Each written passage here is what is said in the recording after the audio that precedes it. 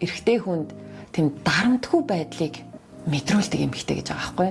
Тэр эрэгтэйгээс одоо янз бүрийн хүнд хэцүү зүйл нэхэхгүй, тэр эрэгтэйг өөрчлөгдөхийг шаардахгүй юм эрхчлөөтэй байдлыг өгж байгаа. Дарамтгүй тийм харилцаатай эмэгтэй хүнд бас эр хүн татагддаг. Хамгийн сүүлийн хандлагаар эрэгтэй хүнийг сорилтод оруулдаг эмэгтэй хүн. Яаж вэ гэхлээр одоо тэр эрэгтэй яаж хичээгээд хамт байгаад тэр эмэгтэйг өөрийн болгож байгаа ч гэсэн бүрэн эзэмшигдэхгүй байгаа юм шиг тийм мэдрэмжийг өгдөг эмэгтэй хүнийг ингээд 100% хүснээрээ өөрийгөө болгож чадахгүй байгаа учраас л одоо араас нь ингээд уртудай хугацаанд тийм эмэгтэй араас ирчүүд өгөхөж хадажгүйдэг гинэ. За энэ дээр миний бодлоор бол зүгээр эмэгтэй хүн өөрийн хүсэл мөрөөдлөл орхиж болохгүй юм байна. Яг өөрийн гэсэн орон зайтай, өөрийн гэсэн цаг хугацаатай, өөрийн гэсэн ажилтай, карьертай, хүсэл мөрөөдөлтэй. Одоо энэ зүйлэл насан туршдаа эмэгтэй хүн яг хамгаалж, хадгалж авч явах ёстой юм шиг санагдаж байна. Гэр бүлийнхээ амьдралын хажуугаар заавал хадгалж, хамгаалж,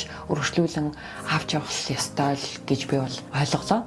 Тэгэхгүй бол одоо өөрийнхөө бүх юмыг хаяад яг 100% эрэгтэй хүнийхээ мэдлэлт нь ингээл хараат байдалд орчих юм бол одоо хинч биш болчих гээд байна шүү дээ. Одоо ямар нэгэн байдлаар санхүүгийн байдлаар ч юм уу ингээд нөхрийнхөө хамааралтай байх нөхцөл бас үүсч болно шүү дээ. Үүснэ шүү дээ. Хамгийн гол зүйл нь сэтгэл зүйн эрхчлөө гэдэг нь надад амар чухал санагдлаа. Сэтгэл зүйн эрхчлөөтэй байдал бол хинч тэрийг боомлж чадахгүй, эзэмшиж чадахгүй, тэрийг хязгаарлаж, хайрцаглаж чадахгүй. Таны эрхчлөө, таны үнц нь бидний амар том хөрөнгө байд юм байна. Дашрамд 9 бүлэгтээ хосуудын амьдралыг харуулсан бүр тэр тусмаа хосуудын дотн харилцаа буюу секс коучинг зөвлөмжтэй ийм эротик зохиол Хосын жоор нэмэх 21 насанд хүрэгчдийн ном маань сонсдог аудио бэлгэлсэн байгаа. Бити гайхаарай. Би уншиж байгаа шүү. Зөвхөн насанд хүрэгчтэй шүү. Би доор комментээр линкийг тавьчих. Сонирхоод үзээрэй.